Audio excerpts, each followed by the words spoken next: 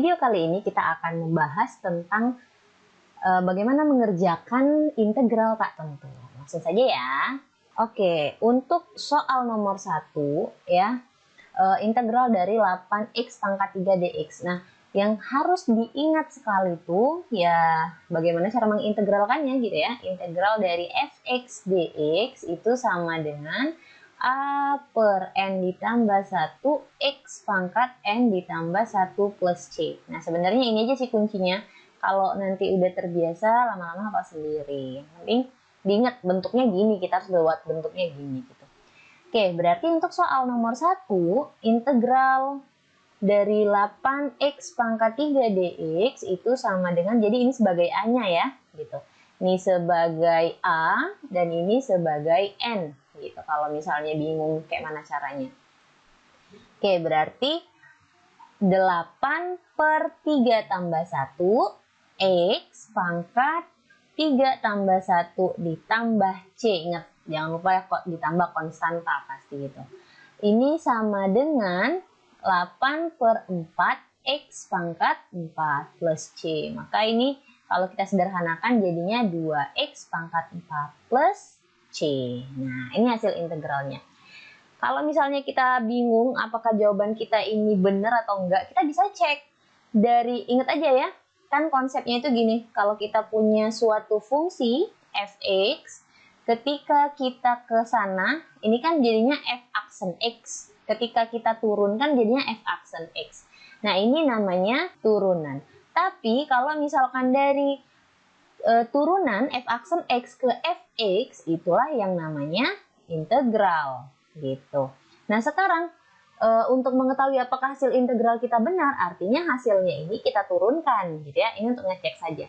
Maka f aksen x-nya ya, misalkan kita punya fx-nya ini, f aksen x-nya itu sama dengan, tinggal kali aja ya, 8x pangkat 3 turunan dari konstanta ya 0 gitu. Maka benar nih, kesini lagi dia.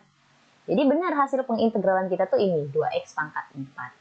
Oke, kita lanjut lagi untuk soal nomor 2. Nah, untuk soal nomor 2 sama juga, artinya di sini a-nya bernilai setengah, n-nya bernilai minus 3 gitu.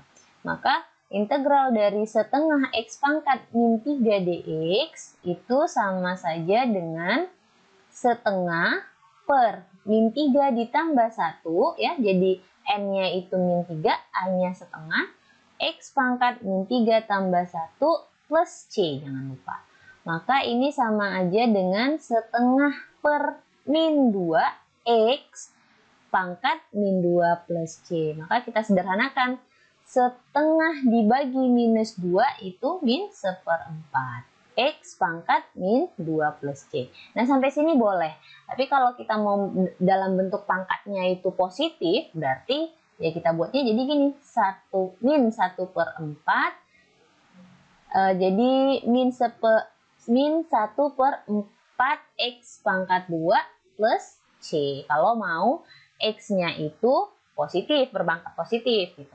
Oke, yang terakhir. Nah, jadi yang terakhir mengintegralkan akar. Nah, untuk mengintegralkan akar, ya sama saja kayak kita menurunkan akar.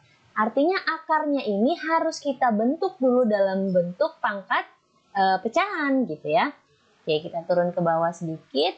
Maka untuk soal nomor 3, itu kita harus ubah dulu akarnya dalam bentuk pangkat pecahan. Berarti integral dari x pangkat 3/2 ya kan, karena nggak ditulis berarti dia akar pangkat 2 dx. Ya sudah, berarti a-nya kalau nggak ditulis di depan, koefisiennya nggak ada, berarti a-nya 1 gitu ya.